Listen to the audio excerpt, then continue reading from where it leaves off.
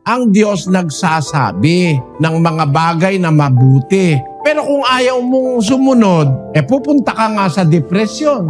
Sino ba yung nadidepress? Sino? Yung mga taong ayaw sumunod sa Diyos.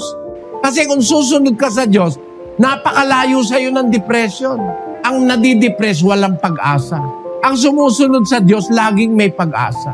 Mayroon siyang Diyos na inaasahan sa buhay niya na makakagawa ng bagay na para sa iba imposible. Paano ka magiging depressed kung meron kang laging inaasahan? Kaya sa Kristiyano, bawal yung mamroblema ka, ma-depress ka, bawal yun eh.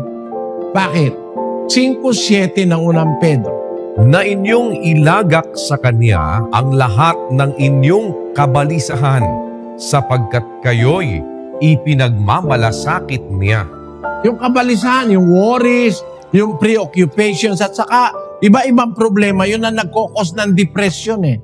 Kung tumusunod ka sa Diyos, ilagak mo sa Diyos yung kabalisahan mo, sapagkat ipinagmamalasakit niya kayo, sabi ni San Pedro. Kaya doon sa 4:6 ng Pilipos, ang sabi, Huwag kayong mga balisa sa anumang bagay, kundi sa lahat ng mga bagay, sa pamamagitan ng panalangin at daing na may pagpapasalamat, ay ipakilala ninyo ang inyong mga kahilingan sa Diyos.